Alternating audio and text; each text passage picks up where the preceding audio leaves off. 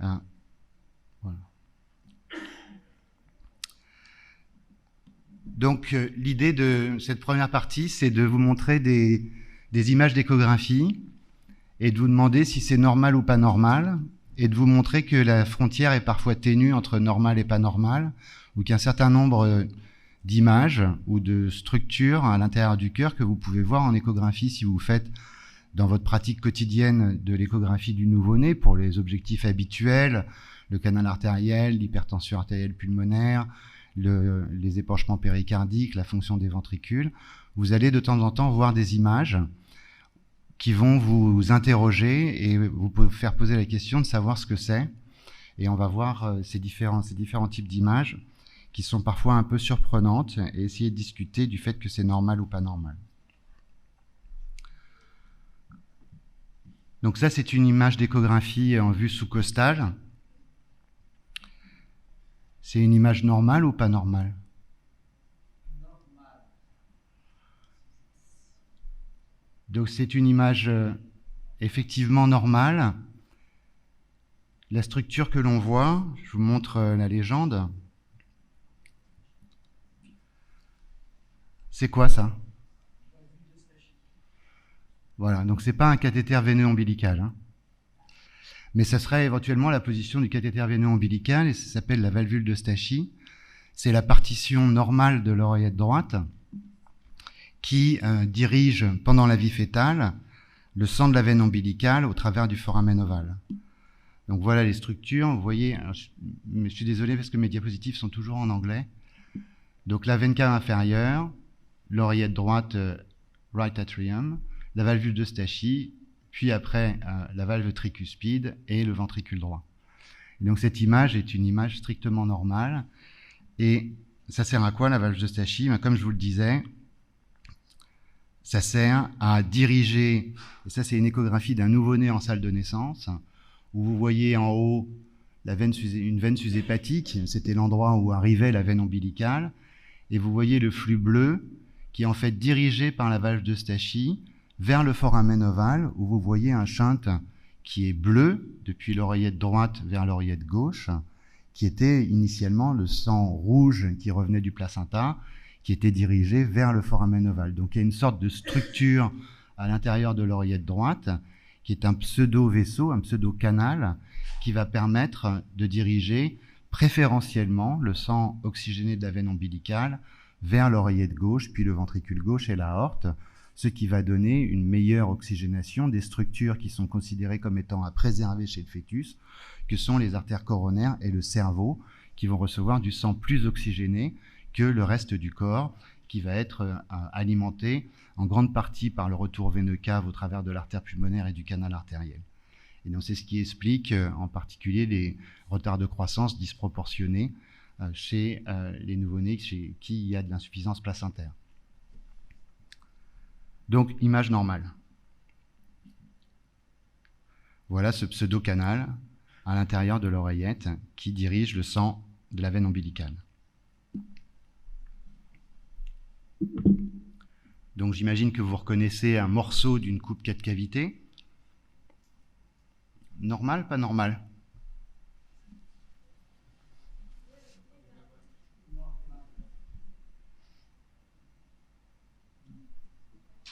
Donc vous reconnaissez, c'est l'oreillette droite sur laquelle c'est centré. Oreillette droite, ventricule droit, la valve tricuspide, et le truc qui flotte, c'est quoi? Alors les piliers, c'est dans le ventricule. Oui, donc c'est dans l'oreillette droite. Un thrombus, une végétation.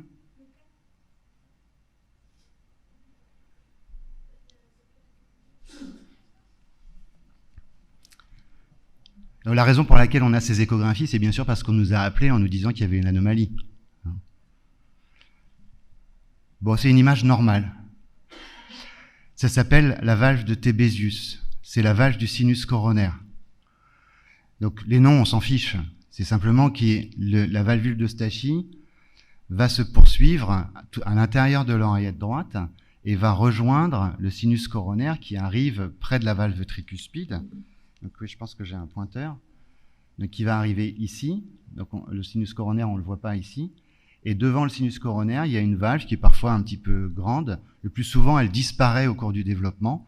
Et ça s'appelle la valve de Tébésius. C'est une image normale. C'est pas une végétation, c'est pas un thrombus. Et c'est quelque chose de strictement normal.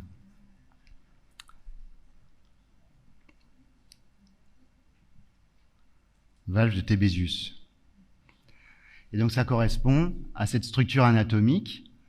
C'est-à-dire depuis la veine cave inférieure, on a la valvule de Stachy qu'on ne voit pas ici. Et puis vers le haut, il y a ce qu'on appelle le sinus veineux. Le sinus veineux va incorporer la veine cave supérieure dans l'oreillette droite. L'auricule droite qui est là est une structure qui est primitive par rapport au sinus veineux. Et ça va laisser à l'intérieur de l'oreillette quelque chose qui est virtuel, que je ne vous montrerai pas parce que c'est difficile à voir en échographie, qui est entre l'auricule droite et l'oreillette droite, et ça s'appelle la crista terminalis, puis l'orifice de la veine cave inférieure, la valvule de Stachy et la petite valvule ici qui s'appelle la valvule de Tébésius qu'on voit sur l'image que je vous montre. Normal, pas normal.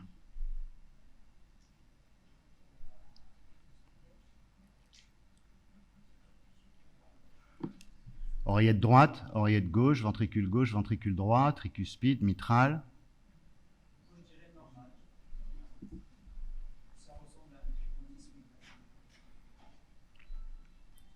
Tout le monde est d'accord sur le fait que c'est normal? Comment ça s'appelle? Ben en fait, entre la valve de Stachy qui est ici et la valve de Tébésius qui est ici, il y a un réseau qui correspond à ce tuyau virtuel que je vous ai indiqué tout à l'heure et qui va se perforer. Et au départ, on appelle ça le septum spurium au cours du développement. Ça va se perforer, ça va devenir une sorte de résille ou de filet multiperforé, puis après ça va disparaître. Et ça s'appelle le réseau de Chiari. Et donc c'est la continuité entre la valve de Stachy et la valve de Tébésius. Donc c'est une image normale. Pardon, Oui, bien sûr. Vous avez dit en fait, ces échos ont été faits parce qu'on nous a appelés. Oui. Mais justement, alors elles sont des variantes de la normale, mais il y a un retentissement fonctionnel ou des choses qui fait qu'il y a un appel. Non, c'était des enfants qui étaient examinés pour canal artériel, comme je disais, fonction ventriculaire, ou des choses qui avaient des échographies de nouveau-nés pour des raisons habituelles. Et ensuite, on nous appelle pour nous dire, ben, en fait, il y a une image, il y a un thrombus dans l'oreillette droite, ou il y a une végétation, ou il y a une image bizarre, il y a une suspicion de cardiopathie congénitale. Et en fait, on va rectifier le diagnostic en disant que c'est normal. Mais on va venir à la suite de la question.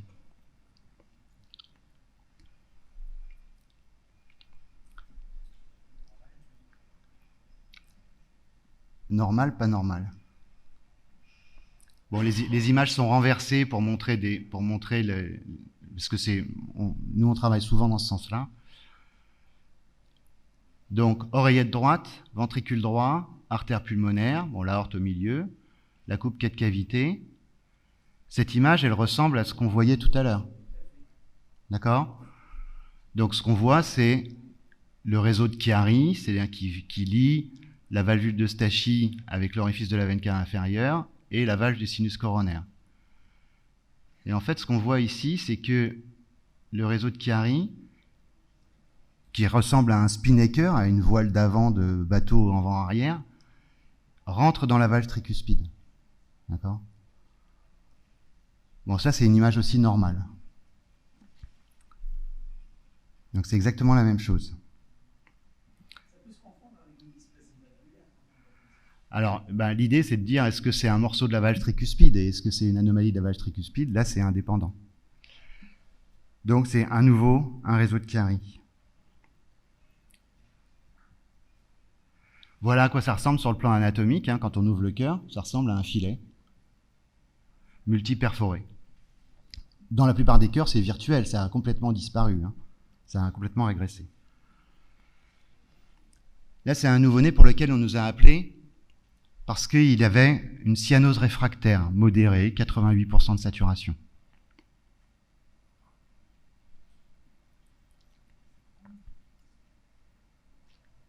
Normal, pas normal, ben, il n'y a pas de cardiopathie associée. Hein. C'est pour dire, oui, ça peut avoir des conséquences fonctionnelles.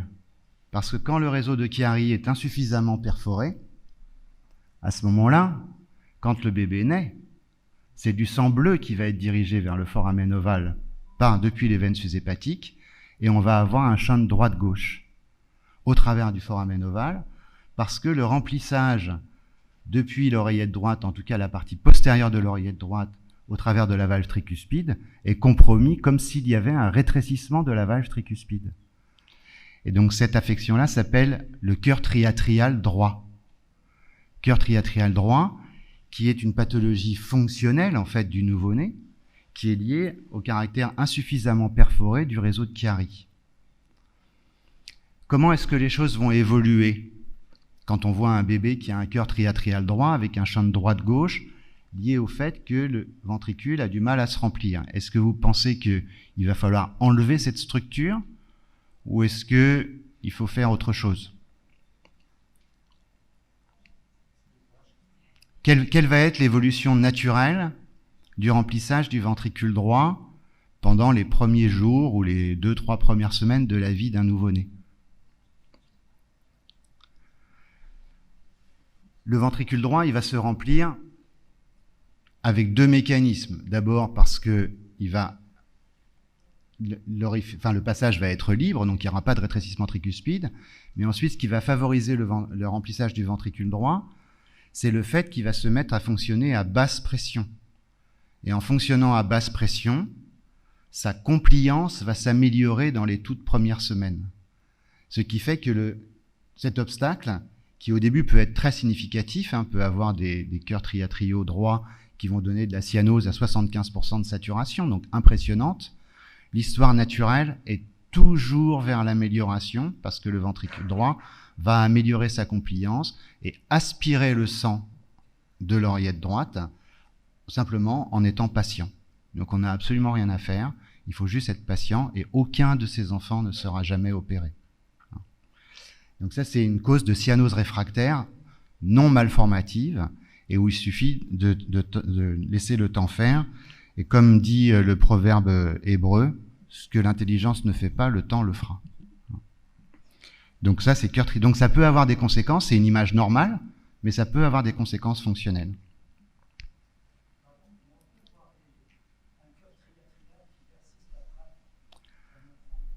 Oui, on peut avoir cette image qui persiste, mais sur le plan fonctionnel, il n'y a plus de shunt droite-gauche. Il n'y a pas de cas clinique rapporté de cœur triatrial qui ait laissé un shunt droite-gauche, on va dire chez un nourrisson par exemple.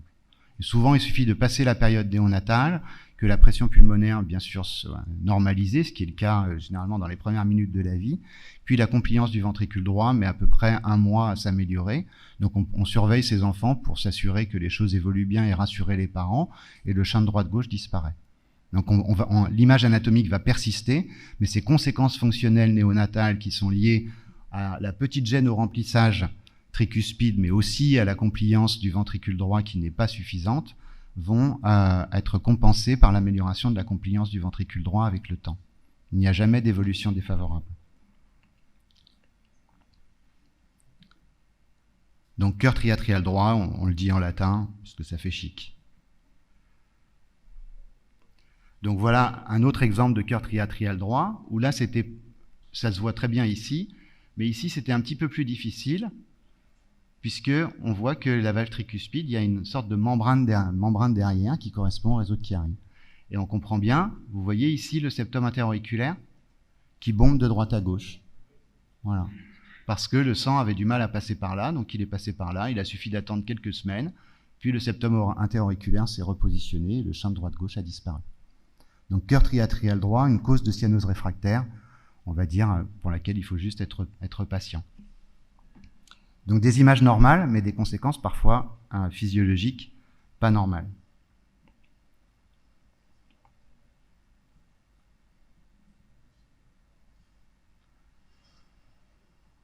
Voilà les images des structures.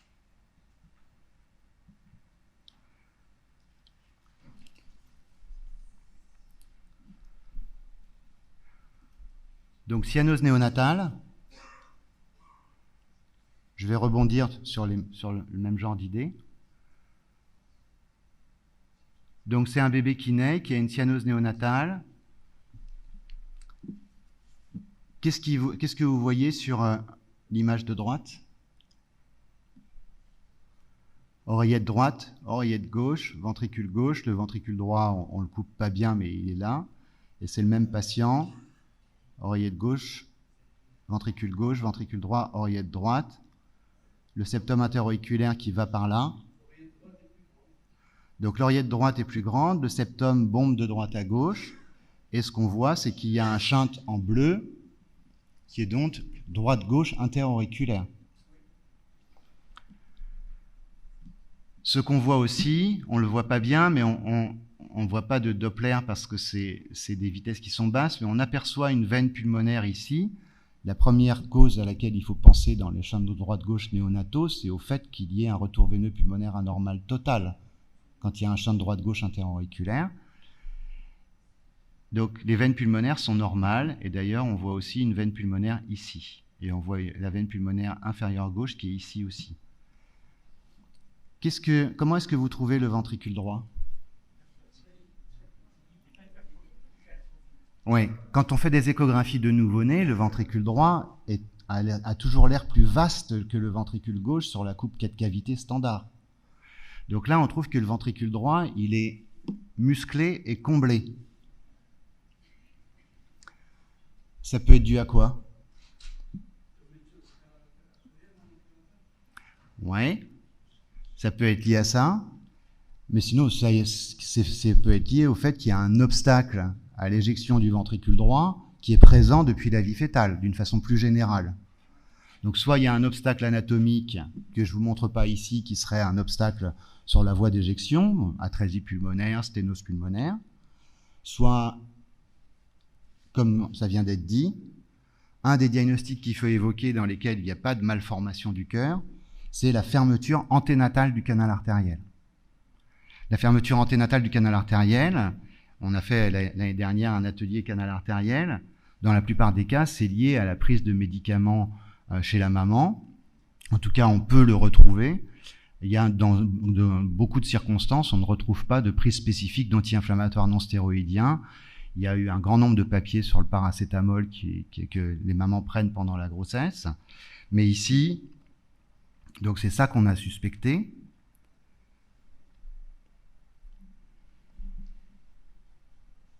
Qu'est-ce que vous voyez? Donc c'est une coupe, ici c'est le thymus, la aorte, la bifurcation pulmonaire. C'est un nouveau-né qui vient de naître. Hein. On ne voit pas de canal artériel. Donc la valve pulmonaire, elle est normale ici, d'accord, parce qu'il n'y a pas d'accélération ici. Ah bah c'est ça le problème.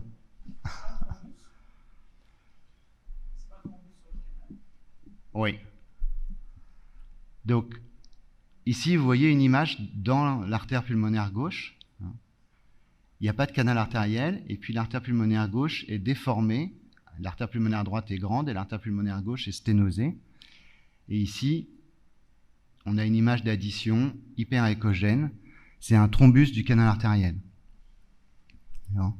Donc les thrombus du canal artériel, c'est soit des thrombus, on va dire spontanés, généralement sur des anévrismes du canal artériel, mais il y a aussi des thrombus néonataux du canal artériel qui peuvent s'étendre dans l'aorte et donner des pseudocoarctations.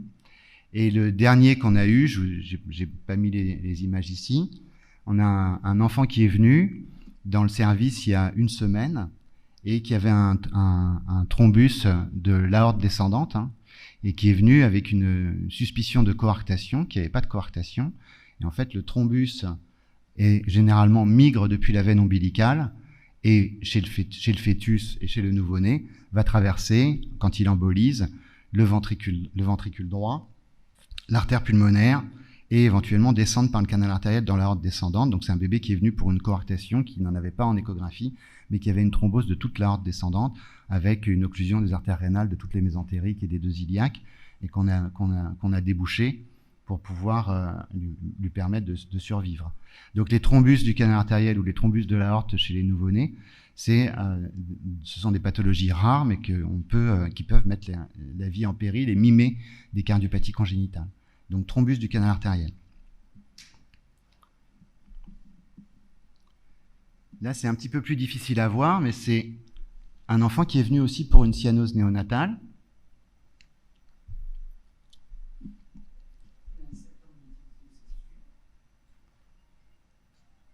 Donc, effectivement, ce qu'on voit ici, le ventricule droit n'est pas hypertrophié comme chez le précédent. Le septum est un peu aplati dans cette coupe petit axe. Et ensuite, qu'est-ce que vous voyez ? Il faut bien regarder. Hein. Oreillette droite, ventricule droit, voie d'éjection. Oreillette droite, ventricule droit, voie d'éjection. Là aussi, on le voit.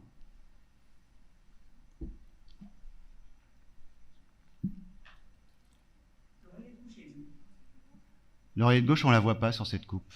Elle est par là. Donc il a une cyanose néonatale avec un champ de droite-gauche interauriculaire. Non, il n'y a pas de RVPA. En tout cas, je peux pas. Je vous dis, il n'y en a pas. Mais là, on va faire le diagnostic. Vous voyez pas un truc bizarre ?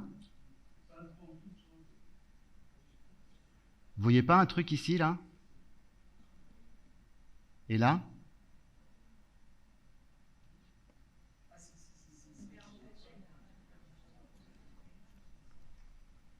C'est quoi ? Vous n'avez pas l'impression qu'il y a un truc qui ressemble à un petit doigt de gant là à l'intérieur de l'infundibulum du ventricule droit ? Non ? Ah, c'est ça, qu'est-ce que c'est ? C'est ça la question. J'ai fait exprès de vous mettre le thrombus du canal artériel au milieu pour vous perdre. Ben, c'est le réseau de Chiari. C'est le réseau de Chiari qui est extrêmement, qui a été soufflé par le flux et qui est passé dans le ventricule. Il traverse la tricuspide, il va dans l'infundibulum et regardez jusqu'où il va. Il va même dans l'artère pulmonaire. Vous voyez ici ? Vous voyez le petit truc qui est là ? En fait, c'est la poursuite du réseau de Chiari qui s'est soufflé de façon anévrismale, qui a traversé la tricuspide, comme un SPI, et puis ensuite qui est dans l'artère pulmonaire. Et qu'est-ce qu'il fait dans l'artère pulmonaire ? Ben, comme il est rempli de sang, ben, ce qu'il fait, c'est qu'il crée une sténose pulmonaire. D'accord ? Non, il n'est pas détaché. Justement, il est soufflé comme un ballon de baudruche, comme une baudruche, comme un doigt de gant, rempli de sang, et ce qui fait qu'il gêne l'éjection du ventricule droit. Et d'ailleurs, on voit le sang s'accélère autour. Et si vous regardez attentivement, je n'ai pas bloqué l'image, vous voyez qu'ici, ça reste tout noir. D'accord ? Et donc, on ne sait pas comment ça s'appelle, mais c'est la même chose qu'un cœur triatrial droit, sauf que ça ne bloque pas à la tricuspide, ça bloque dans l'artère pulmonaire. Et donc, celui-là, on l'a enlevé. Celui-là, on l'a enlevé parce qu'il gênait l'éjection. Et on ne voyait pas bien comment les choses allaient pouvoir se résoudre, sauf avec la croissance. Donc on l'a enlevé chirurgicalement.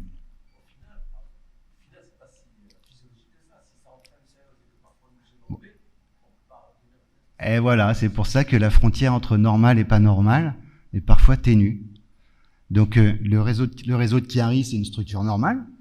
Je vous ai montré les images, tout le monde a dit Mostafa le premier, normal, normal, normal. Mais de temps en temps, on a le cœur triatrial droit, quand ça reste dans l'oreillette. Là, je vous ai dit, l'évolution, elle est très favorable. Et puis, exceptionnellement, c'est des images rares, hein. Mais exceptionnellement, on peut avoir ce doigt de gant qui va jusque dans l'artère pulmonaire et qui crée un obstacle. Donc, une anomalie rare. On avait au début pensé que ça pouvait être une fermeture anténatale du canal artériel, puis en regardant les images, bien, on a fait le diagnostic de cette structure très inhabituelle. Allez, on change d'image.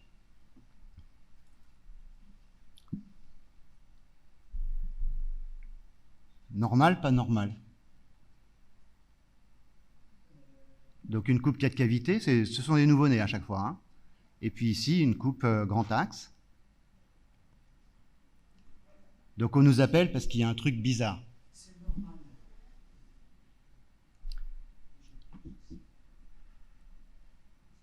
Donc le truc bizarre, bon, l'oreiller de droite, l'oreiller de gauche, ventricule droit. Le truc bizarre pour lequel on nous appelle, c'est ça. C'est quoi? Oui, c'est le sinus coronaire. D'accord? Donc le sinus coronaire, qui est situé ici derrière le feuillet postérieur de la valve mitrale. Le feuillet antérieur de la valve mitrale est ici, la valve aortique est là. Et ici, la veine pulmonaire inférieure gauche et la aorte ici. Et puis ici, le sinus coronaire. Donc c'était pour ça qu'on nous avait appelé. Bien sûr, c'est une image normale. Pourquoi est-ce que le sinus coronaire est aussi bien visible? Eh bien parce qu'il y a une variante du retour veineux systémique. Une variante qui est fréquente, à peu près 3% des êtres humains, qui a une veine cave supérieure droite, un tronc veineux innominé. Il faudrait que je branche mon ordinateur parce que sinon ça ne va pas marcher. Il m'a dit qu'il n'y avait pas de...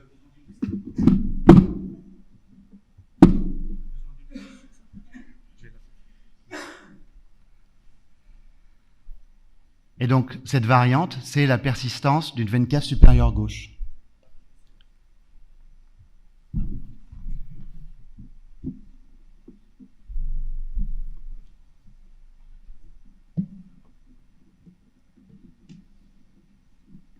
Voilà. Donc, cette veine cave supérieure gauche se draine dans le sinus coronaire, et c'est la raison pour laquelle il est plus gros que d'habitude, et la raison pour laquelle on le voit mieux que d'habitude. Le plus souvent, on ne voit pas aussi bien que ça.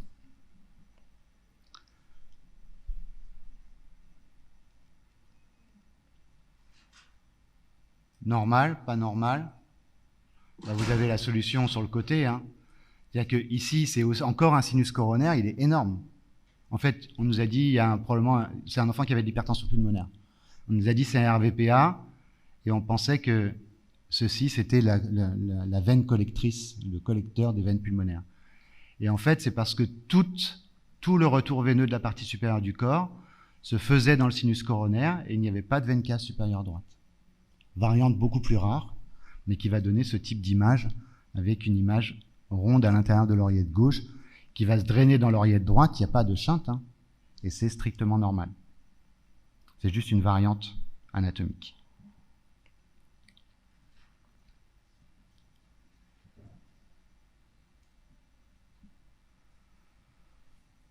Donc voilà ici les images anatomiques.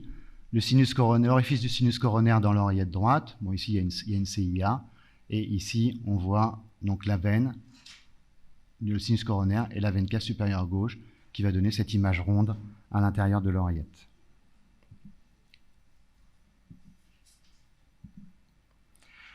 Qu'est-ce que ça peut poser comme... Bien sûr, ça ne pose pas de problème physiologique. Là, je vous ai mis une image parce que je n'ai pas d'image de nouveau-né dans mon ordinateur, mais voilà ce que ça peut poser comme problème. Par exemple, quand vous mettez un cathéter au membre supérieur, ben, à ce moment-là, vous faites la radio et vous vous dites, tiens, j'ai piqué l'aorte, enfin, j'ai piqué une artère. Parce que...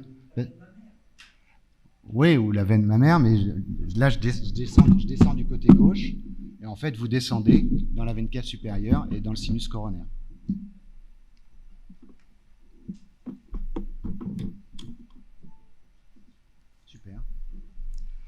D'accord? Donc quand vous allez mettre votre cathéter épicutané au cave, eh bien vous allez descendre du mauvais côté. Et donc ça peut être un petit peu surprenant. Vous allez le chercher en échographie. Je ne sais pas si vous contrôlez en radio ou en écho, mais quand vous allez contrôler en écho, en fait vous n'allez pas le voir dans l'oreillette droite parce qu'il descend dans le sinus coronaire. Ce n'est pas grave. On peut le laisser dans cette position-là. Il n'y a aucun souci particulier. Merci beaucoup. Donc voilà à nouveau cette image avec ici l'image angiographique où on a injecté dans le tronc veineux innominé et on descend dans le sinus coronaire. Donc c'est moins de 10% des veines caves supérieures à gauche persistantes. Hein. Donc c'est une toute petite partie qui est avec cette anatomie-là.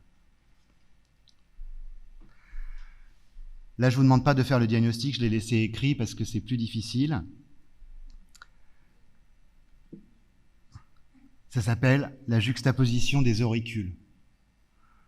Donc là aussi, c'est des images qui sont piégeuses. Souvent, c'est associé à des malformations cardiaques congénitales, mais pas toujours. Et donc, regardez bien. Ici, c'est l'oreillette gauche, l'oreillette droite, le ventricule droit, le ventricule gauche. Vous voyez cette structure-là?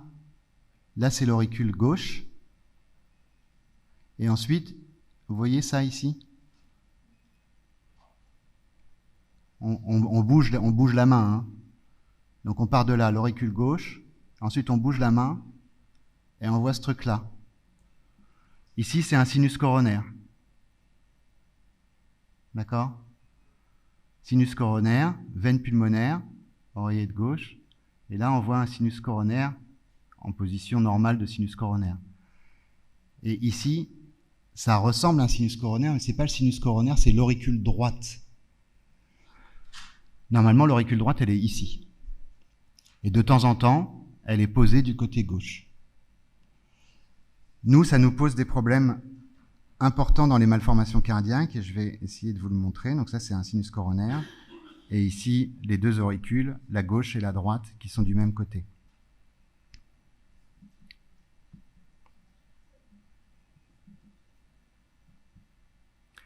Voilà à quoi ça ressemble sur le plan anatomique. Ici, c'est l'auricule droite, là, c'est l'auricule gauche. Normalement, l'auricule droite est ici. Et ici, elle est de ce côté-là. Et quand on fait des angiographies, normalement, l'auricule droite est là et l'auricule gauche est de l'autre côté.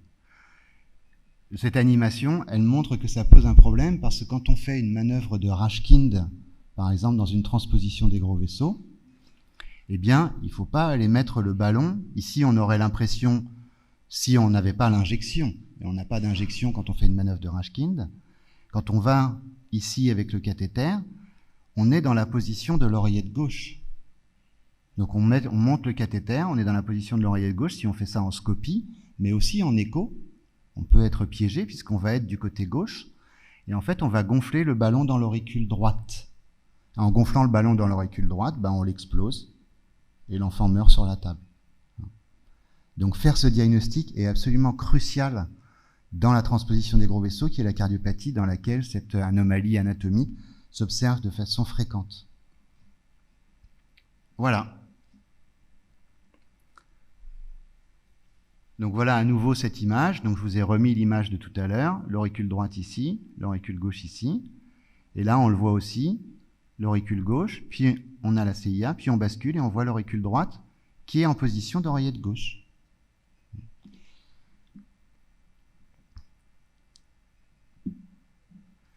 Voilà ce que ça peut donner. C'est un enfant qui nous a été adressé d'un autre centre, parce qu'il y avait une transposition des gros vaisseaux, ils ont fait une manœuvre de Rashkind, il n'est pas mort sur la table, mais il n'était pas loin. Hein. D'accord ? Il y a un gros épanchement péricardique tout autour du cœur. Voilà. Et ici, qu'est-ce qu'ils ont fait ? Ils ont mis la sonde dans le sinus coronaire. Pas dans l'auricule droite, mais dans le sinus coronaire, et ils ont gonflé le ballon, et ils ont explosé la mitrale du sinus coronaire. Donc qu'on a réparé après, mais ça a mis l'enfant en péril, donc on l'a drainé avant de faire ces images. Hein. Et donc c'est une situation, ce sont des variations anatomiques, enfin pas des variations, soit des choses normales comme le sinus coronaire, soit des variations anatomiques classiques comme la juxtaposition gauche des auricules, mais qui peuvent poser des problèmes pratiques. Pas de Rashkind ? En fait, j'entends pas. Après, c'est toujours difficile d'affirmer ça. Ce qui est important, c'est de faire le diagnostic de la juxtaposition gauche. Et quand on fait une manœuvre de Rashkind, quand on est loin d'un centre chirurgical, on peut avoir besoin de le faire, tout simplement parce que l'enfant en a besoin immédiatement et que le transport va prendre plusieurs heures. Il faut faire le diagnostic, c'est-à-dire qu'il faut connaître ces anomalies pour se dire, je tique sur l'anatomie, il y a un gros sinus coronaire, il faut faire attention que je ne mette pas le ballon dedans, donc une veine cave supérieure gauche dans une transpose, ça existe, ou bien il y a une juxtaposition gauche des auricules et celui qui fait l'échographie doit vous guider parfaitement pour faire le Rashkind dans une juxtaposition gauche, ce qui est tout à fait faisable, mais il faut être bien sûr qu'on est dans l'oreillette gauche, et pas dans l'auricule droite. Donc il faut connaître ces images. Une fois qu'on les a vues, c'est assez facile. En tout cas, ce qui est important dans la plupart des cas, quand on n'est pas cardiopédiatre et qu'on fait de l'échographie, c'est de tiquer sur les images. Ce qu'il faut, c'est se dire, ce n'est pas comme d'habitude. Et à ce moment-là, on peut aujourd'hui, suffit de de filmer l'écran de l'échographe, puis de l'envoyer à celui qui sait, peu importe où il se situe dans le monde, en disant, est-ce que tu peux me dire ce que c'est, hein, dans la plupart des cas, c'est ce qu'on fait, hein. Et donc, même à distance, pour la plupart des enfants qui sont dans des néonatologies et qui ont des échographies par des gens qui font pas notamment de l'échographie au quotidien, quand ils tiquent sur les images, bah, ils nous les envoient sur notre téléphone, et puis on donne un avis en disant prudence, ou c'est peut-être ça, ou refais l'écho devant moi. On peut aussi se mettre au téléphone et faire l'écho en FaceTime, hein. Donc aujourd'hui, je pense qu'il faut beaucoup utiliser ces technologies-là quand on est dans des endroits qui sont éloignés des centres experts. Ça permet d'ailleurs d'éviter un certain nombre de transferts inutiles pour les images normales que je vous ai montrées.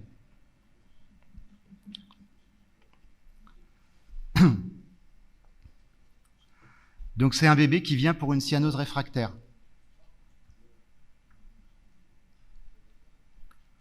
À chaque fois, je vous montre une seule image, hein, parce qu'elle suffit à faire le diagnostic. Donc, l'aorte, l'artère pulmonaire, il n'y a pas de chaîne droite-gauche interauriculaire, veine pulmonaire inférieure gauche, veine pulmonaire supérieure gauche. Pardon ? C'est parce que les vitesses sont basses, donc les veines pulmonaires ici, inférieure gauche, supérieure gauche, donc il n'y a pas de RVPA, puisqu'ici c'est l'oreillette gauche.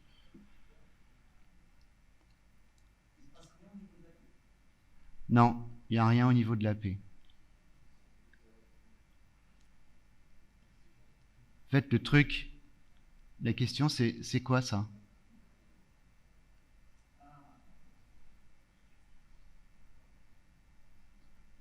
C'est quoi le truc qui flotte ici ?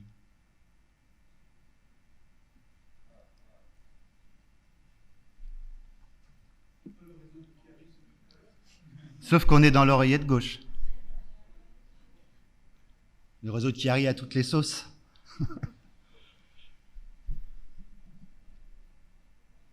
Donc ici, c'est quoi cette structure ? Et ici, il y a un petit machin dans l'oreillette gauche. Et le bébé est cyanosé. Cyanose modérée, 88% de saturation.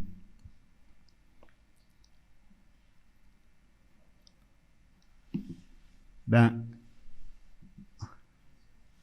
c'est une veine cave supérieure gauche qui normalement devrait aller dans le sinus coronaire, mais en fait, il n'y a pas de toit du sinus coronaire. Donc c'est une veine cave supérieure gauche à l'oreillette gauche. Et ça, c'est un vrai piège, hein. En fait, je vous raconte l'histoire de façon très courte, mais cet enfant est vu pour une cyanose réfractaire dans le service à 88% de saturation. On dit il n'a pas de cardiopathie congénitale cyanogène, c'est le poumon, on le renvoie dans sa néonate. En fait, il n'avait pas de détresse respiratoire du tout, hein. Donc il repart dans sa néonate et on nous rappelle en nous disant, quand même, il a toujours 88-90% de saturation et il a 5 jours de vie. Donc bien sûr, je me souviens très bien parce que c'était moi qui étais de garde. Donc je fais l'échographie, je trouve rien. Enfin, je vois pas le diagnostic. Mais bien sûr, je connais bien les cardiopathies piégeuses. Donc je dis, on va faire une échographie de contraste. L'infirmière perfuse l'enfant au membre supérieur droit. Elle le perfuse au membre supérieur droit. On fait une échographie de contraste, on injecte des bulles, on ne voit que les cavités droites. Donc on dit, bah, effectivement, il n'y a pas d'anomalie.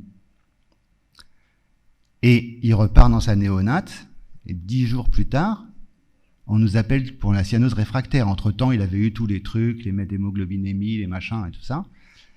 Et à ce moment-là, on nous le renvoie, et un de mes chefs de clinique dit, je vais faire une échographie de contraste, parce qu'il n'avait pas vu qu'on l'avait déjà fait, et l'infirmière perfuse au membre supérieur gauche. Et comme il n'y avait pas de tronc veineux innominé, à ce moment-là, en injectant au membre supérieur gauche, on a vu l'oreillette gauche et le ventricule gauche et on a fait le diagnostic. Donc, veine cave supérieure gauche à l'oreillette gauche. Rare, mais on en voit 2-3 par an. Voilà. Donc ici, il y a un tronc veineux innominé, c'est un autre patient. Et ici, donc c'est normal. Hein. Et puis ici, on arrive par la veine cave supérieure droite, on passe dans le tronc veineux innominé, on descend dans la veine cave supérieure gauche et on injecte l'oreillette gauche. Donc le traitement, c'est fermer ça, soit par voie percutanée, soit chirurgicalement.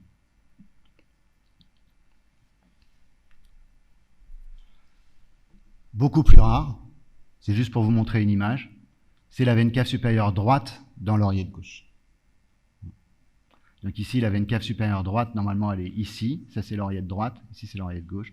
Et là, c'est une veine cave supérieure droite qui arrive directement dans l'oreillette gauche. Bon, c'est une cardiopathie exceptionnelle, ça. Hein. Voilà, ici, la veine cave, quand vous faites la coupe vers le bas, je pense que ça ne bouge pas. Voilà.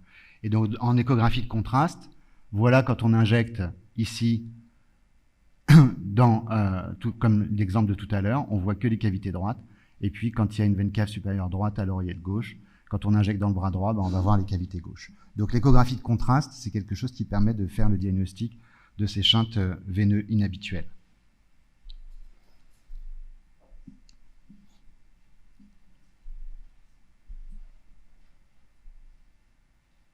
Normal, pas normal.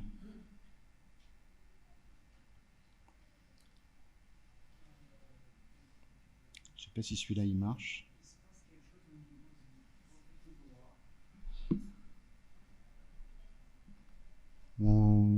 Oui, c'est pas évident, mais...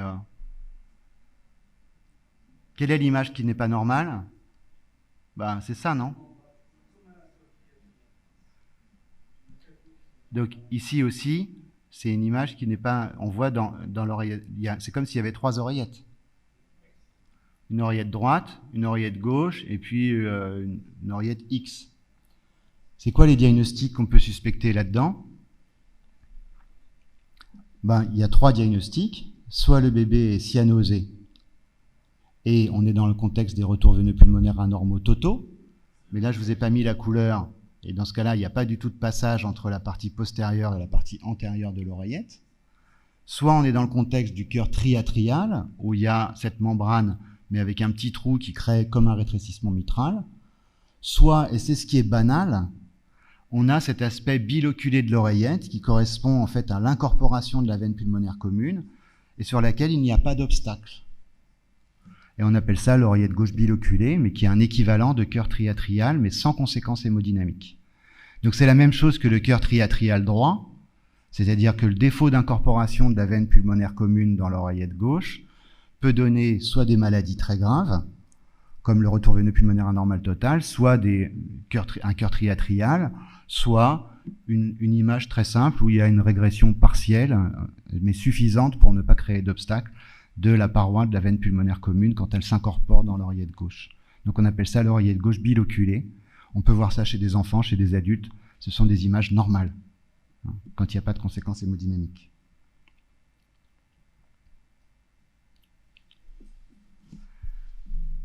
Et donc, cette membrane, en fait, elle poursuit le bord de l'auricule gauche qui est là. Et puis ici, on a la partie postérieure de l'oreillette, qui est l'oreillette qui incorpore les veines pulmonaires. Et donc, on peut avoir cette image qui, généralement, part de l'auricule gauche.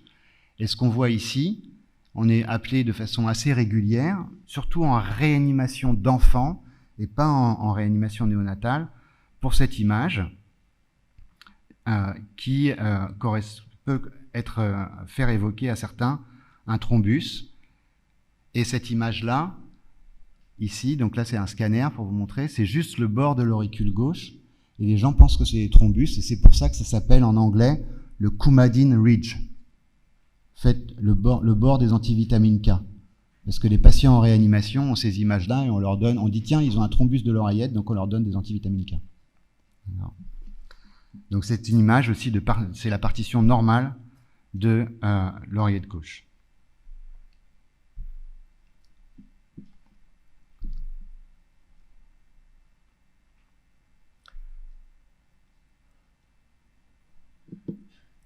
Normal, pas normal. Oreillette droite, veine cave supérieure, artère pulmonaire droite. Après, le problème, c'est là. Pas de cyanose. Comment? Peut-être normal.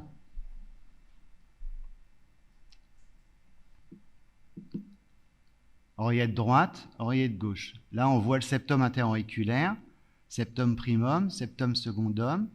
Ici, on aperçoit un micro-trou qui est le foramen ovale. Quelle est la structure qui arrive à la partie basse de l'oreillette droite? On l'a déjà vu 10 fois. C'est le sinus coronaire. D'accord? Donc ici, ça c'est le sinus coronaire.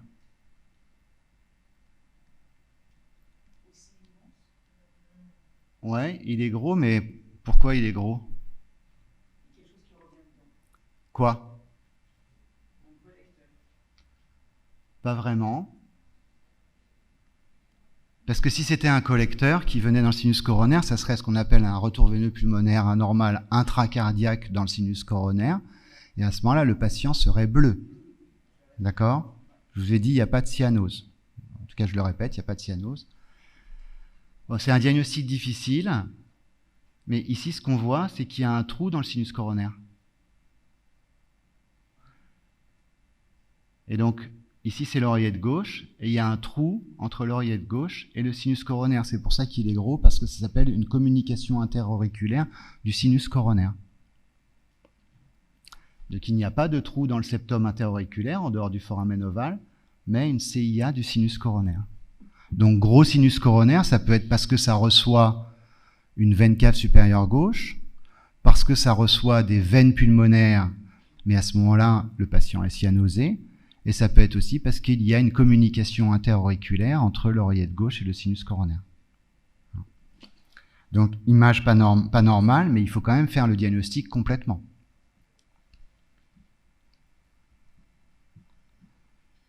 Voilà à quoi ça correspond, sinus coronaire, et il y a un trou entre l'oreillette gauche et le sinus coronaire qui va bien sûr faire un shunt gauche-droite.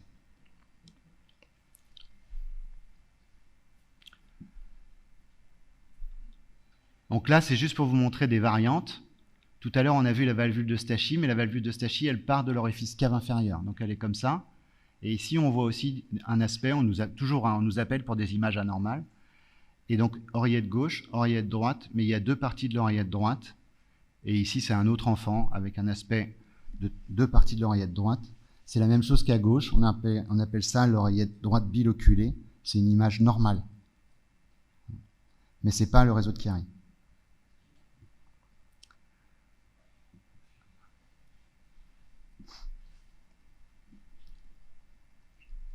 Normal, pas normal. Donc coupe grand axe, oreillette gauche, mitrale, ventricule gauche, aorte. Qu'est-ce qui a choqué qu'est-ce qui a perturbé ceux qui ont fait l'échographie?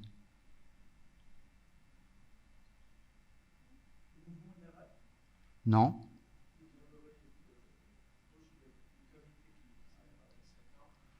En fait, c'est parce que spontanément, vous savez que c'est normal. Mais ce qui a troublé les gens, c'est ça. D'accord? Normalement, le ventricule gauche, il est complètement lisse à l'intérieur. Et ici, ce qu'on voit, c'est qu'il y a une structure qui traverse le ventricule gauche. Comment ça s'appelle? C'est normal. Hein?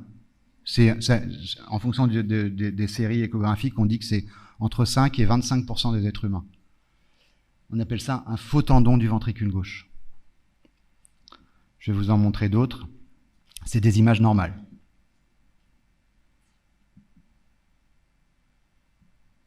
Faux tendon. Voilà, un autre. Donc, image normale.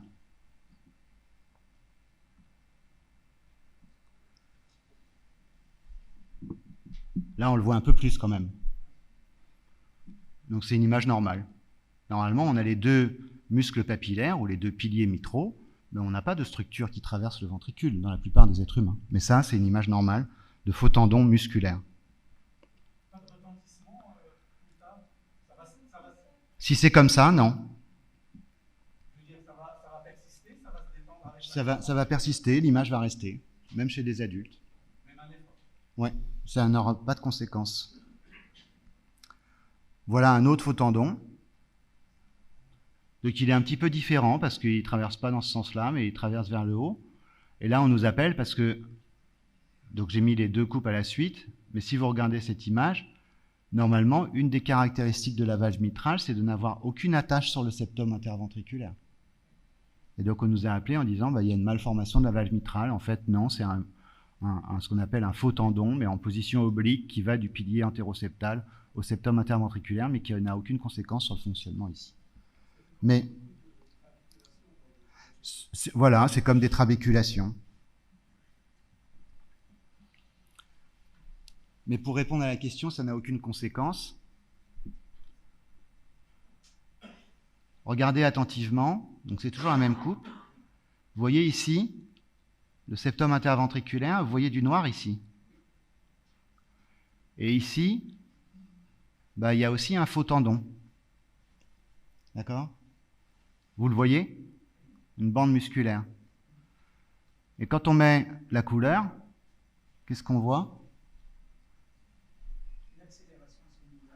On ne voit pas d'accélération, mais on voit une petite fuite aortique.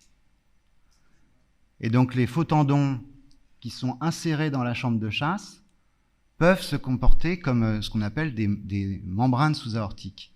Et ils peuvent créer des turbulences et donner des fuites aortiques comme les membranes fibreuses. Et donc on peut être amené de temps en temps, quand c'est évolutif, à réséquer ces faux tendons parce que c'est une cause rare. Voilà, je vous en montre un autre ici. On voit un aspect dédoublé du septum interventriculaire. Ça, c'est le septum. Et ça, c'est un faux tendon. Donc ça peut être une image normale. Mais ici, c'est un enfant chez qui cette image a progressé, pour répondre à la question, et a créé un obstacle sous-aortique et une insuffisance aortique. Et donc, vous voyez ici cette image chirurgicale. Et donc, on le coupe chirurgicalement. En fait, on le coupe et puis on le lâche dans le ventricule. Et on n'a plus de problème de membrane sous-aortique. De temps en temps, c'est un petit peu différent, puisque là, ce que vous voyez, c'est un faux tendon. Il n'est pas inséré de ce côté-là du septum, mais il est inséré sur le feuillet antérieur de la mitrale. C'est la même chose, donc on l'a enlevé, on le voit ici aussi. On l'a enlevé parce qu'il créait un obstacle dynamique sous-aortique et une insuffisance aortique. Donc des structures normales, dans la plupart des cas, mais qui, dans certaines circonstances, en particulier quand leur insertion est pathologique, peuvent créer des obstacles sous-aortiques et à ce moment-là, il faut les enlever.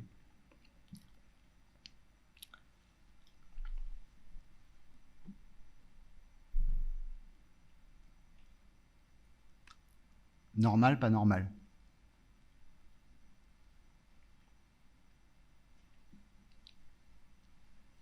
Qu'est-ce qu'on voit de curieux?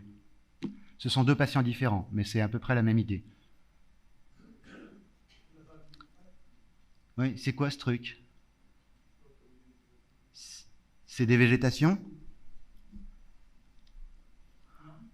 Pourquoi c'est pas des végétations? Oui, et surtout parce que les végétations mitrales, elles siègent du côté atrial. Hein, elles ne sont pas du côté ventriculaire. Et donc ici, c'est ce qu'on appelle des cordages aberrants.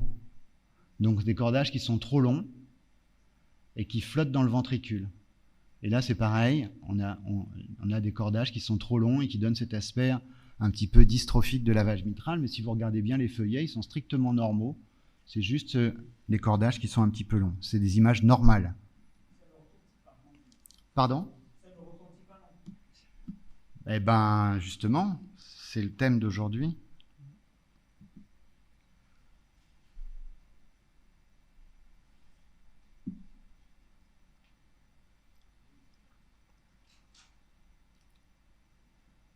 Vous voyez ce qu'il faut voir?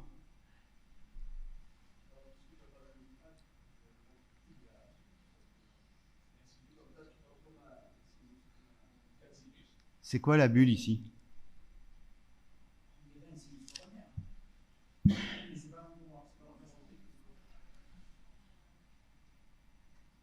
Ben, c'est des cordages aberrants, mais en fait qui se sont réunis et qui forment une bulle. On appelle ça un kyste mitral. Donc mitral cyst en anglais. On en voit un ici qui est très distal et un autre ici. Généralement, ça n'a pas de conséquences fonctionnelles. Donc c'est des images qu'on peut voir, c'est surprenant, mais c'est pas pathologique. Mitral cyst.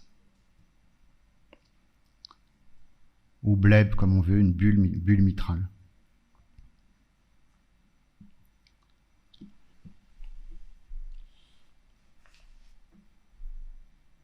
C'est un fœtus.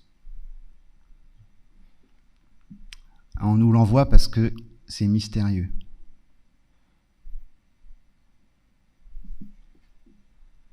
Qu'est-ce que vous trouvez mystérieux? Ça peut ressembler à une écho de bébé, hein. Oreillette droite. Ah. 1, 2, il y a 3 ventricules. Oh, c'est bizarre ça. Ça existe? Bah, ça existe, hein, parce que c'est pas Photoshop, hein. Il y a 3 ventricules. Vous connaissez cette anomalie-là? Bah, il y a 2 oreillettes, 3 ventricules. Ben oui, ça existe.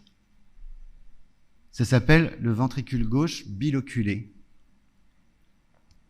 Donc le ventricule droit est là, normal, et il y a un ventricule gauche qui est biloculé. En fait, vous voyez que c'est plutôt une image qui est un peu construite, pas par un faux tendon, mais par une sorte d'anomalie de position des piliers qui va donner une partition du ventricule, parce que quand on bascule, en fait, il n'y a qu'un seul ventricule. Et donc, ce qui est assez curieux, c'est que quand on fait d'autres imageries, en particulier du scanner ou de l'IRM, bah, il y a 2 pointes. Donc il y a le ventricule droit, puis le ventricule gauche, qui est partitionné en 2 morceaux avec 2 pointes. On s'appelle ventricule gauche à double chambre ou ventricule gauche biloculé, comme on a vu pour les oreillettes.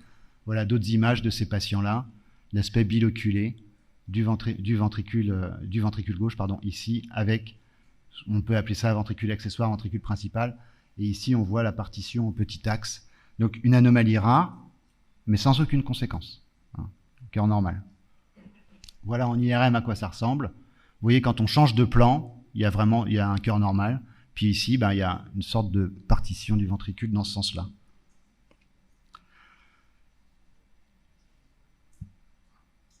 Je pourrais vous en montrer plein d'autres, parce qu'il y en a plein d'autres. Hein. Mais on va passer pour terminer sur la dernière 20-25 minutes, sur les anomalies intriquées cœur-poumon. Et on va commencer par les malformations, et après on parlera un petit peu de problèmes fonctionnels assez rapidement pour évoquer l'interface entre les cardiologues et les néonatologues dans des situations de prématurité. Donc, les malformations qui sont à la frontière du cœur et du poumon, en fait, c'est des malformations qui sont à la frontière de 3 structures, le cœur, le poumon et l'intestin primitif. On appelle ça les malformations de l'intestin antérieur. Il y a un nom savant, ça s'appelle les malinosculations. Et donc ce sont des situations que vous connaissez très bien pour ceux qui font de la néonatologie avec des malformations, puisque par exemple, un des premiers exemples, c'est l'atrésie de l'œsophage et les cardiopathies congénitales qui y sont associées. Et donc on peut avoir dans ces malformations de l'intestin antérieur, en fait, des anomalies du tube digestif, des anomalies de l'arbre aérien et des cardiopathies congénitales, et qui sont liées aux anomalies de développement de ces 3 structures et éventuellement à des communications anormales qui existent entre elles et des anomalies de développement des bourgeons pulmonaires primitifs qui, comme vous le savez, dérivent de l'intestin antérieur. Et après, il y a le cœur. Donc, ce qu'on appelle le budding, c'est-à-dire la formation des bourgeons. Donc, au début, on a cette structure primitive qui va se séparer en œsophage et trachée et le bourgeon, elle, des poumons. Et donc, pour faire de façon assez schématique, eh bien, on va pouvoir avoir des malformations comme les atrésies de l'œsophage avec les fistules œsotrachéales, des anomalies de développement du bourgeon, et en particulier des bourgeons qui se développent de façon anormale à partir de l'intestin primitif, qui va donner l'ensemble des anomalies qu'on appelle les séquestrations. Et donc ça, c'est des pathologies que vous connaissez bien en néonat. Et nous, on va intervenir parce que de façon fréquente, il y a des cardiopathies congénitales associées, puisqu'il y a des structures vasculaires en même temps. Un schéma rapidement pour dire que les interfaces sont plus importantes que les interfaces malformatives. Puisque, on ne va pas rentrer surtout dans les détails du développement de ces structures, mais je veux identifier juste deux choses. Dans le développement de l'axe aérodigestif et des structures cardiaques, en particulier du poumon, des veines pulmonaires et des artères pulmonaires, eh bien, va intervenir un gène qui s'appelle TBX4. Et TBX4, c'est un gène qui est responsable d'hypertension artérielle pulmonaire avec une physiologie très particulière, puisqu'elle va toucher des nouveau-nés. Et par exemple, un nouveau-né qui a hypertension artérielle pulmonaire, un scanner pathologique et un pneumothorax, c'est TBX4. Il n'y a pas beaucoup de discussion. Et donc, ça correspond à un gène qui intervient dans les anomalies du développement du poumon. Et donc, voilà ici, par exemple, des enfants qui ont donc ce type de scanner, donc des anomalies de développement pulmonaire, très souvent des cardiopathies congénitales avec des CIA, des CIV, une hypertension artérielle pulmonaire persistante du nouveau-né qui n'évolue pas favorablement, et des anomalies de développement des orteils, en particulier ce type d'écartement entre le premier et le deuxième orteil. Et là, on fait le diagnostic de TBX4 simplement. C'est une pathologie qui n'est pas fréquente, mais en tout cas, aujourd'hui, c'est quasiment pathognomonique de ce type de situation. Si on regarde de l'autre côté, vous avez un autre gène qui participe au développement de ces structures qui s'appelle FOXF1. FOXF1, c'est le gène de quelle maladie? C'est le gène de la maladie qu'on appelle la dysplasie alvéolo-capillaire. La dysplasie alvéolo-capillaire, c'est aussi hypertension artérielle pulmonaire persistante du nouveau-né, radiothorax peu pathologique, scanner pas très informatif, les choses n'évoluent que vers l'aggravation, et il y a un mal-alignement des artères et des veines, une anomalie de développement des capillaires, ce qui fait qu'on a une hypertension artérielle pulmonaire inéluctablement mortelle chez ces enfants, qui souvent n'ont pas de cardiopathie congénitale, contrairement au TBX4. C'est la même voie de développement, et donc le diagnostic est fait sur l'histologie, mais aujourd'hui on va plus vite en faisant le diagnostic en recherchant la mutation FOXF1. Et donc dans les hypertensions artérielles pulmonaires persistantes du nouveau-né qui n'évoluent pas comme il faut rechercher ces deux anomalies, TBX4 quand le scanner est pathologique, bien regarder les pieds, et pour FOXF1, faire le diagnostic moléculaire ou bien une biopsie pulmonaire pré-mortem ou post-mortem. Parce que ce sont des maladies héritables, dominantes pour TBX4, récessives pour FOXF1. Et donc ici, vous connaissez ces stades de développement beaucoup mieux que moi, puisque en néonatologie, vous savez qu'il y a ces différents stades de développement du poumon, et les anomalies de développement dont on parle, c'est-à-dire celles de l'intestin antérieur, malformatives, vont se situer à ces différents stades. Donc tout ce qui va concerner les structures principales, c'est au stade embryonnaire, et puis ensuite on va avoir au stade glandulaire, par exemple les malformations adénomatoïdes, puis les malformations pulmonaires, puis les hyperplasies pulmonaires, puis les emphysèmes lobaires, les anomalies lymphatiques, toutes les pathologies développementales. Donc tout ça, ça correspond à un groupe de malformations que nous on appelle le complexe des malformations de l'intestin antérieur, dans lequel les cardiologues vont participer, puisqu'on va avoir donc des choses qui sont peu problématiques comme le poumon en fer à cheval, mais aussi toutes les anomalies à type de vascularisation systémique du poumon, fistule artério-veineuse du poumon, la persistance des plexus veineux hépatiques primitifs, le syndrome du cimeterre et toutes les séquestrations. Et donc, quand on discute de ce sujet-là, en fait, c'est très simple, ça a l'air compliqué, mais c'est relativement simple. On peut avoir des malformations qui ne touchent que les voies aériennes, que les artères ou que les veines.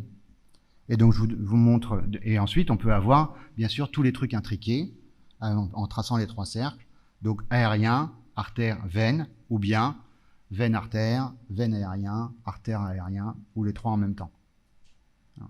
Donc, il va falloir chercher systématiquement, chez ces patients, ces trois types d'anomalies coexistantes. Par exemple, ça c'est facile, c'est pas de la cardio. Ah, vous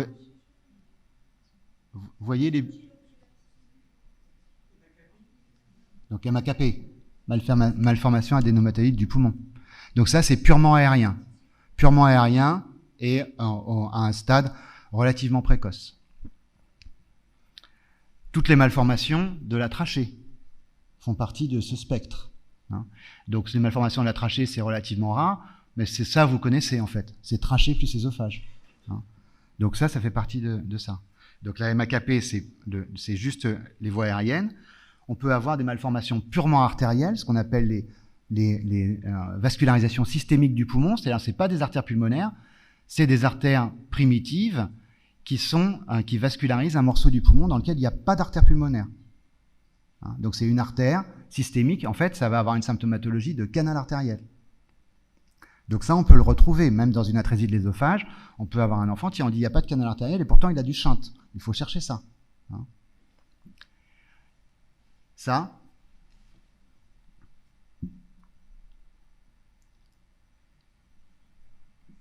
bon. Donc on voit qu'il y a un peu d'air. Donc c'est pas un téléctasier, a priori. Bon, les flèches, je les ai laissées, mais on voit vraiment pas bien. Le cœur est complètement en dextrocardie. Il y a un passage antérieur du poumon gauche. On est dans le registre des malformations dont je vous parle. Quel est le diagnostic que vous pouvez évoquer? Dextrocardie, syndrome du cimeterre. Le syndrome du cimeterre, c'est une anomalie purement veineuse. D'accord? C'est-à-dire que le drainage du poumon droit se fait par une veine cimeterre dans la veine cave inférieure. Et donc, normalement, les veines pulmonaires vont de façon centripète vers l'oreillette gauche. Et là, comme elles sont, on va dire entre guillemets, attirées par le mouvement de l'intestin antérieur, eh bien, elles descendent jusque dans la veine cave inférieure. Donc, cimeterre, c'est purement veineux.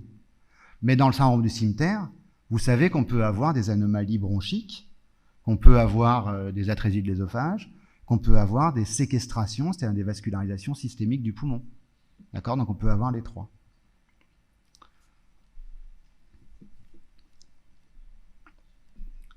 Bon, ça c'est vous les néonates, hein, pour la plupart d'entre vous.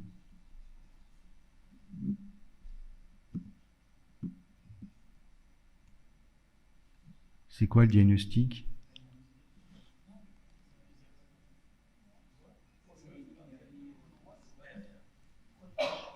On dirait une hernie, mais il n'y a pas beaucoup d'air.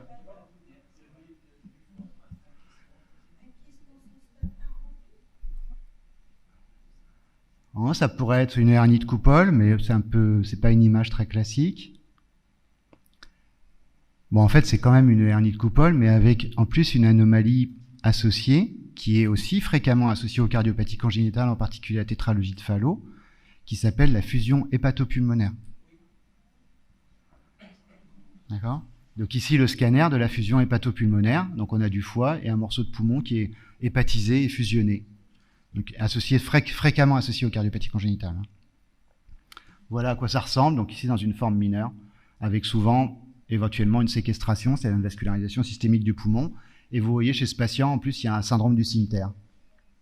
D'accord? Donc ça, c'est les malformations compliquées, mais on voit fréquemment. Et le réflexe, c'est... Si j'ai une malformation qui dérive de l'intestin antérieur, si je n'ai qu'une pathologie de l'arbre aérien, il faut que je regarde le tube digestif, il faut que je regarde les artères, il faut que je regarde les retours veineux pulmonaires. D'accord? Donc ça, c'est vraiment le réflexe. Et donc, dans toutes ces pathologies que vous connaissez, que vous avez vues, le motif pour regarder le cœur, c'est regarder l'intérieur du cœur, c'est facile, mais il ne faut pas oublier les anomalies des retours veineux pulmonaires et les anomalies des retours veineux systémiques associés. Et la réciproque est vraie. Quand nous, on fait le diagnostic d'un syndrome du cimeterre, par exemple, on doit aller rechercher les anomalies de distribution bronchique, les anomalies morphologiques du poumon et les séquestrations, c'est-à-dire les anomalies artérielles. Un petit mot pour les 15 minutes qui restent sur la période de transition et comment nous, les cardiologues, on va intervenir dans des situations qui sont fréquentes pour vous, qui sont celles d'hypertension pulmonaire du bébé, et en particulier dans les bébés qui ont des dysplasies bronchopulmonaires. Parce qu'il y a tout le registre des malformations cardiaques, mais là, c'est aussi un sujet d'interaction très fréquent. Et je vous montre cette courbe que vous connaissez bien sûr très bien, qui est la pression artérielle pulmonaire, le débit pulmonaire et les résistances vasculaires au moment de la période de transition. Vous savez que quand on est, la pression moyenne s'effondre, Le débit pulmonaire, bien sûr, augmente par la vasodilatation artériolaire et, bien sûr, la vasodilatation artériolaire donne un effondrement des résistances vasculaires pulmonaires qui est immédiat dès la première respiration. Donc ça, c'est de la physiologie normale.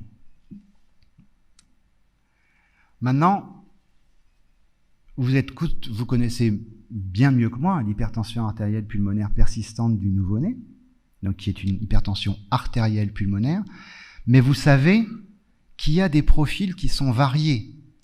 Et donc, la situation qui est la plus banale, c'est celle-là. D'accord ? C'est-à-dire, c'est des bébés prématurés ou pas prématurés, mais le sujet, c'est surtout les prématurés, qui vont avoir des résistances vasculaires pulmonaires qui ne s'effondrent pas immédiatement dès la salle de naissance, qui vont rester hypertendus du poumon pendant quelques heures, voire 3-4 jours, et puis vous allez gérer ça sur le plan ventilatoire, par l'oxygénation, etc. Et on va arriver finalement, à partir du 3e, 4e jour, à des pressions pulmonaires qui sont strictement normales et des enfants qui vont très bien. D'accord ? En tout cas, qui vont très bien sur le plan vasculaire pulmonaire. Ça, c'est le sujet le plus banal. Donc généralement, pour ça, vous n'appelez pas le cardiologue. Enfin, vous ne demandez pas conseil. Mais vous savez qu'il y a d'autres profils d'hypertension pulmonaire persistante du nouveau-né. Par exemple, celui-là. Tout s'améliore, puis ça se détériore. Et on a des enfants qui étaient normalisés ou presque normalisés. Et puis ensuite, quand ils vieillissent, on va avoir une hypertension pulmonaire qui va revenir, s'aggraver et éventuellement se maintenir. Et donc, il y a un grand nombre de facteurs qui vont contribuer à ça, des facteurs ventilatoires, des facteurs inflammatoires, infectieux, d'anomalies de fonctionnement du poumon, de mécanique ventilatoire, etc., qui vont aboutir à une situation d'hypertension pulmonaire chronique qui n'est plus une hypertension pulmonaire persistante du nouveau-né à proprement parler, puisque celle dont on parle, c'est celle-là, celle qui est éminemment réversible.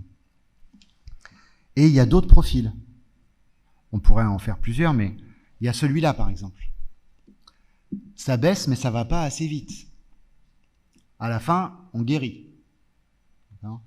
Donc ça, c'est aussi des situations qui sont banales. Souvent, on les comprend moins, mais elles peuvent être favorisées par les mêmes facteurs que ceux que j'ai cités. Et puis, il y a celle-là, des hypertensions pulmonaires persistantes qui restent, qui ne se normalisent jamais. Celles-là, on les a déjà largement évoquées, puisque c'est celles pour lesquelles il va falloir s'interroger sur le fait qu'il y ait une pathologie héritée, comme TBX4, FOXF1, dysplasie alvéolo-capillaire, ou d'autres anomalies développementales du poumon qui peuvent donner ça. Bon, la dernière, j'en ai mis un autre exemple, mais il pourrait y en avoir plusieurs. Donc ça, c'est un sujet dont on parlera peu, et ceux qui vont nous intéresser, c'est celle-là et celle-là, c'est-à-dire surtout ceux qui vont avoir des anomalies développementales. Et ces anomalies développementales, on peut les voir dans deux situations très classiques de néonates. La hernie de coupole diaphragmatique, donc où il y a une composante qui est une composante de raréfaction alvéolaire par petite taille du poumon. Exactement la même chose pour les bronchodysplasies avec de la raréfaction alvéolaire ou alvéolo-capillaire chez les très grands prématurés. Mais il y a aussi toute une liste de maladies qui sont des anomalies développementales du poumon qu'il va falloir rechercher pour ceux qui ont des hypertensions artérielles pulmonaires persistantes qui ne guérissent pas, ou des hypertensions artérielles pulmonaires persistantes du nouveau-né qui se réaggravent avec le temps. Et donc, c'est toutes les pathologies d'alignement des veines pulmonaires que j'ai déjà évoquées, des pathologies du surfactant, et puis des maladies plus rares, ou comme des maladies très tardives du développement pulmonaire, comme les lymphangiectasies. Donc ça, c'est un registre dans lequel nous allons intervenir de façon pas très fréquente en néonate, mais quand même assez régulière. Ce qui nous alimente le plus, c'est la bronchodysplasie, bien sûr. L'hypertension pulmonaire de la bronchodysplasie pulmonaire, vous savez qu'il y a différents temps de l'hypertension pulmonaire de la bronchodysplasie pour ceux qui font des échographies à la recherche de cette hypertension pulmonaire. Et donc, quand on regarde au 7e jour de vie des grands prématurés en échographie, eh bien, ici dans cette série qui a inclus 277 patients, on voit qu'il y avait une proportion pas négligeable, 40% qui avaient de l'hypertension pulmonaire précoce. et que dans ces 40%, eh bien, à la fin, il reste 20% des patients, 21%, qui conservent de l'hypertension artérielle pulmonaire à 36 semaines. Et pour ceux qui n'ont pas d'hypertension pulmonaire précoce, eh bien, c'est quand même 10% qui ont de l'hypertension pulmonaire à 36 semaines. Donc le message, il est assez important parce que quand on accueille des bébés grands prématurés, je pense aujourd'hui que le fait qu'il y ait de l'hypertension artérielle pulmonaire précoce est un facteur, enfin, pas je pense, collectivement, il a été montré que le fait d'avoir de l'hypertension artérielle pulmonaire précoce ou persistante du nouveau-né, quel que soit le profil évolutif au début, eh bien, fait le lit d'une hypertension artérielle pulmonaire à 36 semaines. Donc, les dépister précocement est quelque chose qui peut être intéressant pour savoir cibler ceux chez qui on va faire le dépistage tardif. Donc, une radio que vous connaissez, bon, elle est peut-être un peu historique, hein, mais vous connaissez ce type d'image. Et donc, on examine l'enfant quand il a 32 semaines d'âge et qui a une bronchodysplasie pulmonaire sévère et il a un canal artériel pulmonaire, un canal artériel persistant, pardon.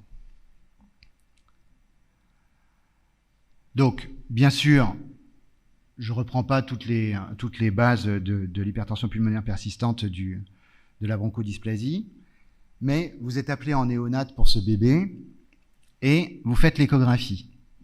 Bon, ça, je pense que maintenant, tout le monde connaît cette gymnastique. Donc, quand on regarde le canal artériel, il est bleu en systole et il n'y a pas de chaîne diastolique. Vous en concluez que les résistances vasculaires pulmonaires sont suprasystémiques. Hein, d'accord ? Le shunt est droite-gauche par le canal artériel en systole et il n'y a pas de shunt diastolique, donc les résistances vasculaires pulmonaires sont suprasystémiques. Qu'est-ce que vous dites au néonatologue, comme quand vous êtes le cardiologue ? Eh bien, vous dites que cet enfant a une maladie vasculaire pulmonaire, elle est peut-être dynamique, et donc il va falloir le traiter en termes d'oxygénation, etc. Ou elle peut être aussi une authentique maladie vasculaire pulmonaire, et c'est tout le registre des pathologies du développement du poumon que je viens d'évoquer. Bon, ça c'est assez facile, c'est la situation banale. Si maintenant vous regardez le septum interauriculaire et que vous voyez que le shunt est gauche-droite, là aussi c'est toujours la même gymnastique. On n'est pas dans le registre de la défaillance du ventricule droit, donc le problème va être uniquement à la gestion des résistances vasculaires pulmonaires par le néonatologue. Si on a cette situation de shunt droite-gauche avec des résistances suprasystémiques, mais associées à un shunt droite-gauche interauriculaire, on sait qu'on est dans une situation de défaillance du ventricule droit et le degré d'urgence est plus élevé à intervenir chez cet enfant qui a une cyanose généralisée, donc c'est l'hypertension pulmonaire persistante du nouveau-né ou compliquant une bronchodysplasie pour laquelle il va falloir être agressif. Si vous avez maintenant, chez cet enfant qui a une bronchodysplasie pulmonaire, cette image sur le canal artériel persistant, où vous voyez un shunt qui est continu, à la fois en systole et en diastole, toute la question, ça va être... Là, c'est une question facile qui est votre quotidien, je pense, pour ceux qui font de la... Faut-il fermer ou pas ? D'accord ? Donc là, on est dans une situation qui est simple, c'est est-ce que le canal artériel contribue à la situation respiratoire de l'enfant et est-ce qu'il est légitime de le fermer ou pas en fonction du terme, en fonction de tous les critères que vous utilisez habituellement pour fermer le canal artériel, avec la réflexion supplémentaire aujourd'hui de la possibilité de fermeture percutanée chez des enfants de très petit poids. Donc ça, c'est les deux situations classiques et faciles. Maintenant, si vous regardez le canal artériel et qu'il a cette physiologie, c'est-à-dire un shunt droite-gauche en systole et gauche-droite en diastole, là aussi, c'est des choses qui sont réflexes, qui doivent être réflexes. Donc, si le ventricule droit éjecte dans le canal artériel, mais que les résistances vasculaires pulmonaires sont basses parce qu'il y a un shunt diastolique, Le problème, c'est le ventricule gauche. D'accord ? Le problème, c'est le ventricule gauche. C'est-à-dire, le ventricule droit contribue au débit, mais les résistances sont basses, donc le problème, c'est le ventricule gauche. Et ça, c'est une situation très classique, par exemple, de la hernie de coupole diaphragmatique, hein, préopératoire ou post-opératoire, où le ventricule gauche peut avoir été compromis dans sa croissance en taille ou dans sa performance diastolique. Et donc, à ce moment-là, on va avoir toute une stratégie de traitement, d'amélioration du remplissage du ventricule gauche et éventuellement de soutien inotrope. Donc ça, c'est une stratégie aussi qui est importante, et cette physiologie du canal artériel nous dit que c'est le ventricule gauche.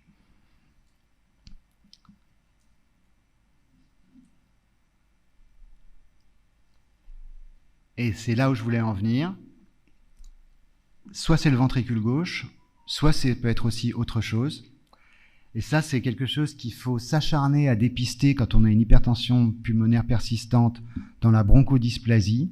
C'est une complication aujourd'hui devenue très classique chez les très grands prématurés. Ici, c'est l'oreillette gauche, la veine cave supérieure. Et ici, vous voyez quoi?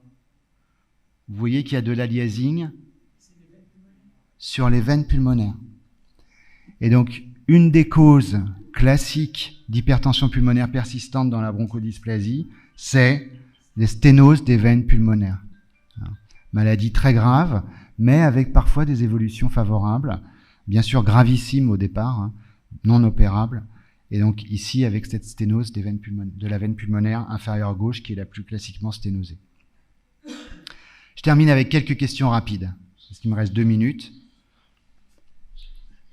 La bronchodysplasie pulmonaire expose les enfants devant subir une chirurgie sous CEC, c'est-à-dire si vous avez un enfant bronchodysplasique qui pèse 2,4 kg, à qui il faut faire une opération, par exemple un switch pour une transposition des gros vaisseaux, le taux de complication, c'est 75%. Le taux de complication des cardiopathies congénitales opérées chez les enfants à terme, c'est 10%. Est-ce que c'est vrai? Pour 75, c'est exagéré? C'est possible.